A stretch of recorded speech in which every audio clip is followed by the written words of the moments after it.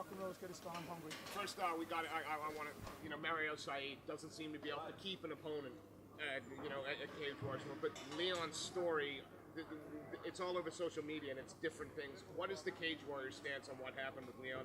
And is he going to be coming back? With Mario and Azzy? No, with Mario's first opponent, Leon. Leon Delgado. Yes. Sorry. I think Leon just left it too late to get his safe MMA and his bloods all done and checked in time and get safe MMA cleared. Very unprofessional of him as a professional athlete to leave it that late. But I believe he was also offered to go to a private clinic and have it turned on in 24 hours and he refused.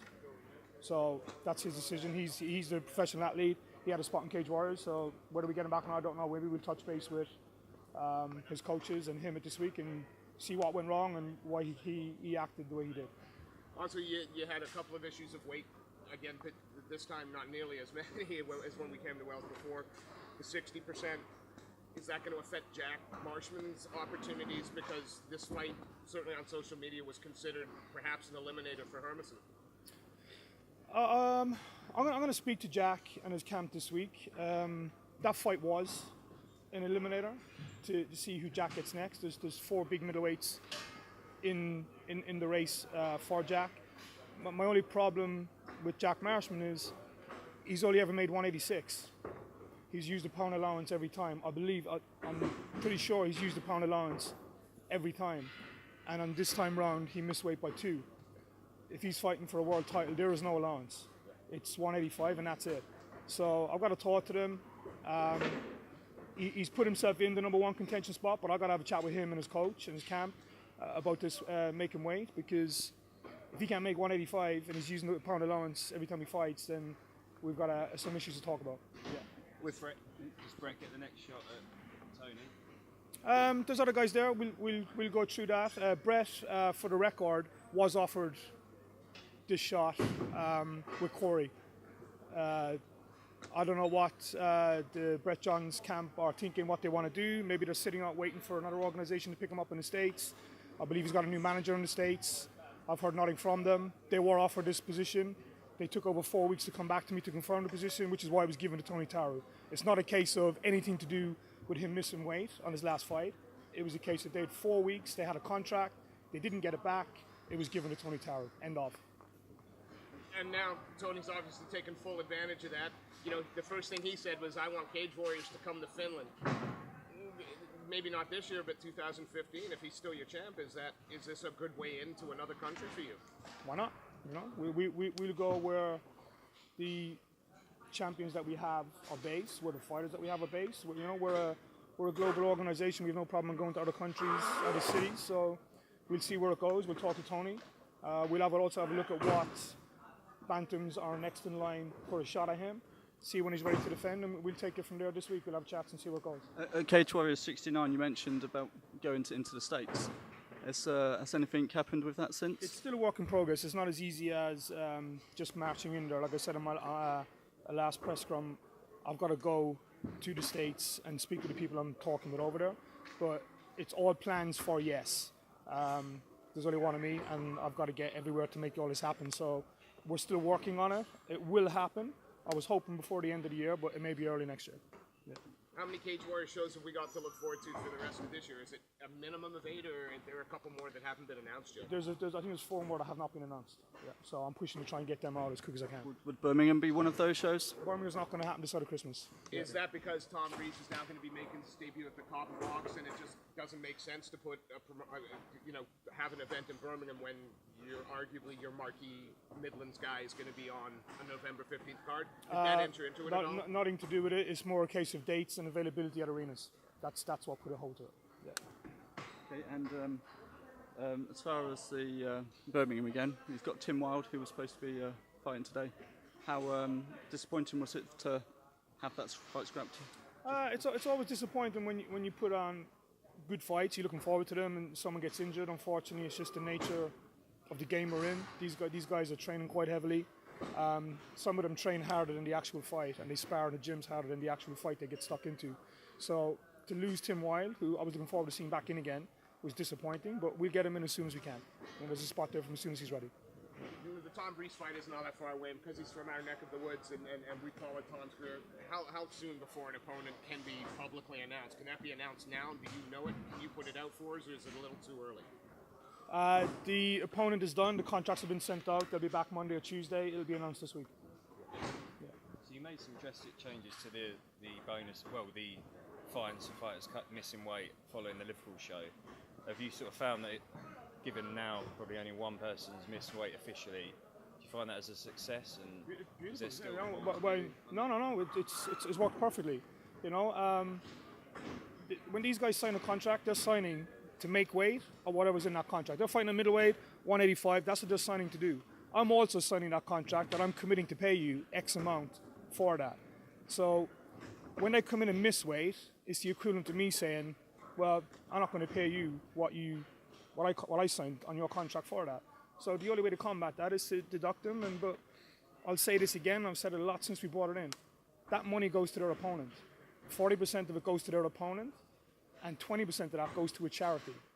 So it's a win-win for everyone, but it's bad news for the guy who didn't make weight. You know. With regards to that, there was 2 guys that missed weight in the same fight, and that then became a catch weight this time. Would they still deducted, or because they then agreed at the catch weight? They agreed to a catch, so that's their business. Yeah, as long as they both agreed, camps agreed, then it's not classed as they missed weight because they've agreed to the catch. If one didn't, then yeah, they missed weight. Yeah. Kate Jackson comes in today for her Cage Warriors debut, and you got another female athlete that, quite frankly, it looks the business all-round skill set. Is it going to be possible to get fights for her in the next few months, bearing in mind that weight division again is a little bit small at the moment? We'll look at that this week. I'll sit down with Ian. We'll go through what opponents are there. After every show, we'll sit down and have a debrief. Who's picked up injuries? Who's going to be suspended with Safe MMA? Some guys may have got 28-day suspensions. They're not going to be back in training, but not full contact training. Some of them might not be available the rest of the year. So it's a case of the week after each show, we'll sit down, go through who's, if not already contracted to fight, who's up next, who from this show rides on a wave of a win that we can get back in again that's not injured. So it takes an afternoon of sitting down discussing where we're at. It's a testament to Ian Dean and perhaps even yourself that you can lose a fight like Nicholas Dalby and Gail Grimaldi off the top of a card and still put on essentially, you wouldn't have missed that fight if you didn't know it was here tonight. Is that down to Ian Dean, or is that down to the whole team? Ian's one of the top talents in Europe. He's got a lot of knowledge on what's going on in the game. We try to, every show we do, we try to match 2 fights on every card that are capable of main event status. As a contingency plan, should we lose the main event, the next one gets bumped up to main event. Having 2 world title fights on one event, we lose one, we still got another one. So we'll always look to match the co-main and the main as if they could both be a main event. It's an insurance policy, because this is MMA. People get injured, and we experienced that this weekend. So we'll always do that in every show. So does that mean that we'll always see 2 title fights now, or will it not necessarily be title fights like Che Mills and Jack Marshman? It won't necessarily be 2 title fights, but there will always be 2 fights in the main card that are more than capable of holding a main event status. Yeah. Is there any news on the featherweight title? There were a lot of talk about that after the recent shows. Has there been any movement on what's happening there? Yeah, we discussed that actually Thursday this week. We've got 2 guys that we're going to speak to Tuesday who we're going to put up for that featherweight belt. We're just going to talk to them, A, that they're available, and B, where do we put that fight on. But we've got 2 guys who we're going to do a tournament. Getting the 4th guy for the tournament within the roster didn't really make a lot of sense. So we're going to go with the 2 best guys in the division that we think are worthy of fighting for that belt. It'll happen this year. Will there be a revisit of Super Saturday next year? Yes, of course, 100%. Yeah. You want to watch out for the Copperbox show. That might take over Super Saturday. And Chris Edwards lost his 5th straight fight today. Is there any chance we'll not see him again on Cage Warriors? No, you'll always see Chris in Cage Warriors. You know, he's one of these guys, win, lose, or draw, you're always going to have an entertaining fight. He'll always come out and leave it in the cage. So, no, I've got a lot of respect for Chris, and he'll always have a place in Cage Warriors with me. That's it. We spoke to Jordan Desperate before the fight, and he said the same. He said there's a couple of split decisions, but his record could literally be 11-4 instead of what it is now. So yeah, there's a lot of guys in MMA, you know, who their records may not be great, or they may be even, but every fight they're in is entertaining. You can't knock them or take opportunities away from them just because they got an even record. If you look back at all the fights, every one of them is probably entertaining. So Chris has got a place in Cage Warriors as long as he wants it. Next, what do you see next for her? We'll have to talk with Amanda and her team as well. She seems to just get caught. You know, a 31-1 world Muay Thai champion steps in the cage and just seems to just get caught with the grappling, with the ground game. We'll have a chat with the camp this week and see what they want to do and where she wants to go. Yeah. When Gabriel pulled out, was there any chance at all that you were going to even begin to look for a replacement or for a fight of that importance? It was just a no-go whatsoever. We actually, Gail contacted me on Tuesday and said to me, his back has flared up. He's been to the doctor. He's had an anti-inflammatory injection, and he'll go back and see the doctor on the Wednesday. I said, I need to speak to you by 4 o'clock Wednesday. When I got off the conversation with Gail, I asked Ian to give me options of who's available within the roster. Get anyone who you think is available right now, and contact me once you're finished. Well, who's available? Who wants the shot? Who wants the opportunity? Who can turn up Saturday in Wales? There was 1 or 2 names. There was 2 names came back. Both wanted it. I won't say them. Both names came back. They both wanted it. I had picked one of them. We were ready to push the button on it. Then Gail contacted and said, I'm good to go. So we contacted the 2 guys and said, look, we're okay. Gail is in, but thank you. The opportunity was there for you. Gail got off the flight, booked into the hotel, woke up the morning of weigh-in, told Ian his back is flared up. He thinks it's from the flight. He's been limping around the hotel. So Gail is a genuine guy. Yeah. You know, he would have been pretty gutted to lose that opportunity to fight for the belt. But at the same time, that's the second time he's pulled out of this fight with Dalby. They were supposed to fight in March for the belt with the same injury. So it's unfair on Nicholas if we were to put him back into that situation again and the same thing happened with Gail. So I think Gail needs to have a couple of fights and show that his body can actually stay together during camp and then maybe look at the belt again. Yeah. Was there any doubt about Bahari as the next title contender? Was there going to be anybody else in the picture?